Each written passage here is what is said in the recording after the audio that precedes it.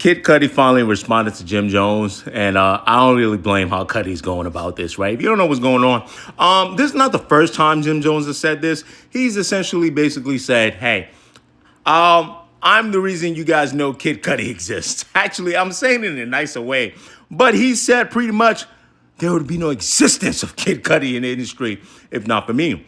The reason Jim Jones is saying this, because if you know Kid Cudi's popular song, Day and Night, Jim Jones had remixed this. I remember, was I in high school or college? I don't remember. But I do remember Jim Jones remixing this record. I also remember this was the MySpace days. I also remember Kid Cudi getting the same kind of typical blog hype that a lot of big names that you know now were getting, right? So you kind of have to get some kind of blog hype to be known. Wale, Drake, J. Cole, Kid Cudi. And if I could argue, Kid Cudi actually got a little more hype. Kid Cudi saying, Jim Jones cut it out. I was popping off MySpace. You can read it. He goes into somewhat of a diatribe. And I think this is the perfect example of sometimes, and maybe it's just, again, I feel like I make excuses for people because they're from Harlem. And I'm like, you got to kind of know Harlem niggas. They add a little sauce, a little razzle-dazzle to almost everything they do. I know y'all say, oh, technically Jim Jones is not from Harlem. He's a Harlem nigga, right? And he's adding juice to it. He adding sauce to it. Is it possible that Jim Jones's remix helped the urban charts and urban play for Kid Cudi's Day and Night? Yes, it's possible. But you're adding too much sauce by saying you're the sole reason or you're the reason that Kid Cudi exists because you remixed the song. The song was bubbling.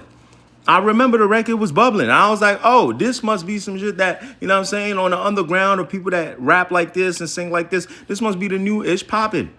And I remember hearing Day and Night before I heard Jim Jones's version. And I just looked at it as a typical remix.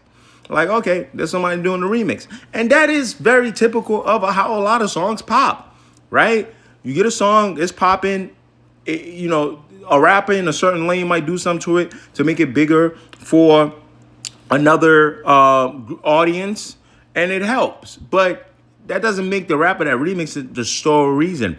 The only time I could see something like that is when an artist is otherworldly, out of this world popular, and you're an underground artist that no one knows about at all. And it's not even like, it's got like 1,000 plays. It's not viral.